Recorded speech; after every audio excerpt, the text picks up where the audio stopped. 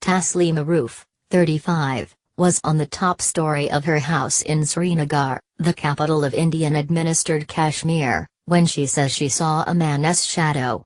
Before she could react, she says, she was attacked. When she tried to scream for help, he tried to strangle her.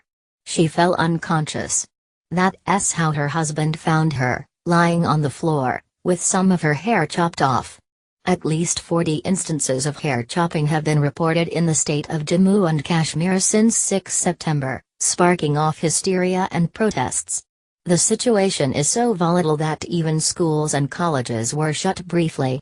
This isn't the first time that braid chopping attacks have made headlines in India.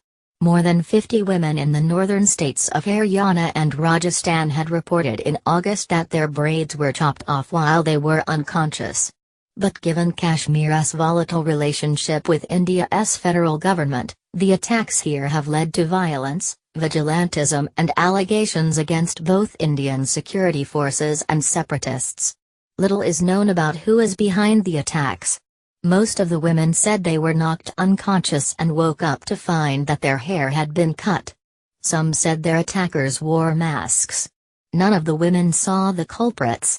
This woman, who didn't want to be identified, agreed to be photographed for this article lying next to her cut hair. She says she was attacked outside her home early in the morning. Her gold chain was snatched, but the attacker did not take the braid that had been cut. As in every other incident, it was left behind. The so-called braid chopping has set off panic in the state, sparking several protests. India's ruling Hindu nationalist Bharatiya Janata Party (BJP), which shares power with the People's Democratic Party (PDP) in Jammu and Kashmir, has alleged that the braid chopping attacks are being used as a new tool by separatists and anti-nationals to vitiate peace. It has ordered a judicial inquiry.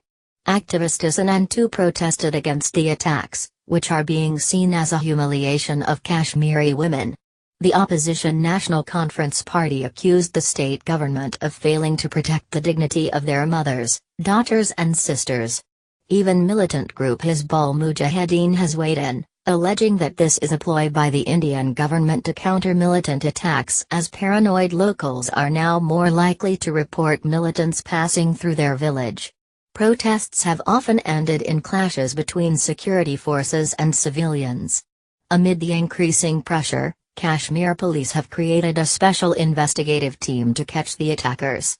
They also announced a 600,000 rupee $9,228, £7,000 award. But separatists accuse Indian security forces of planning these attacks to intimidate Kashmiris who are demanding independence from India. Young men across the state have also formed vigilante groups, with sometimes tragic results.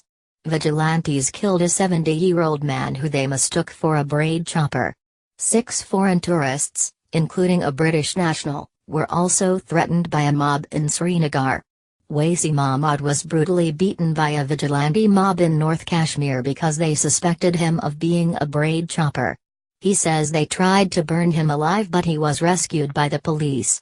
This elderly man, who spoke on the condition of anonymity, installed a CCTV camera in his home after he says his daughter-in-law's hair was chopped off on 2 different occasions over 3 days. Abid Bhatt is a photographer based in Srinagar.